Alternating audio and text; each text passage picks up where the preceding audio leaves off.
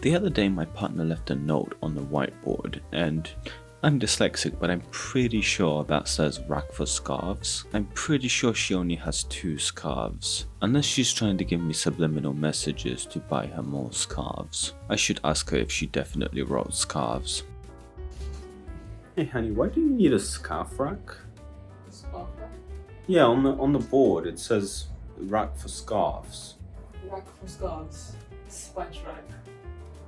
For sachets? Now that she mentions it, we do have quite a lot of spices. However, I don't think putting them in a line end to end is very efficient. And I think hanging it in the cupboard wastes a lot of space. So I think I'd rather put it outside of the cupboard.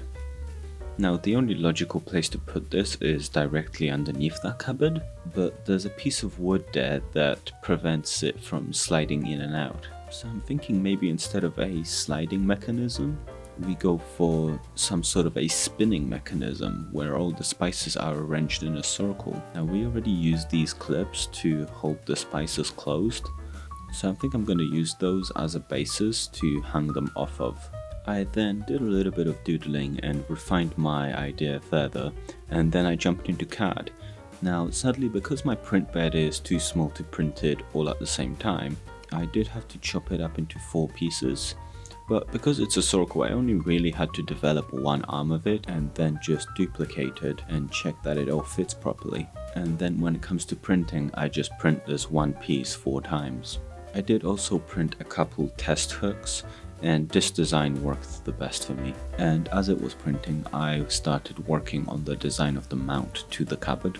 Working on the mount, I did originally want to have it be fully 3D printed, but because I've had mixed results printing threads, I decided I was just going to use some threaded rod I had left over from a previous project.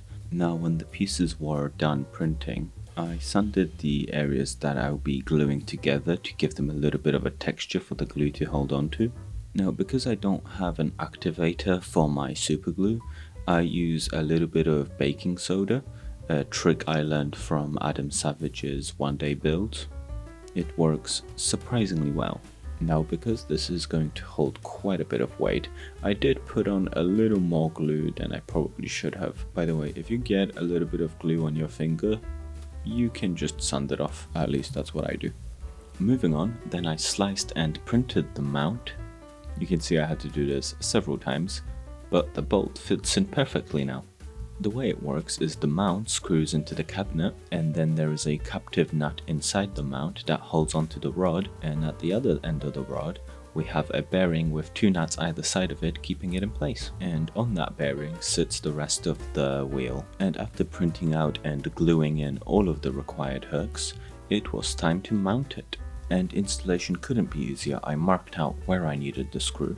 I screwed in the mount, and then I attached the rest of the ring. I did have to buy more clips for the spices, but after they're all attached and mounted, they look really good.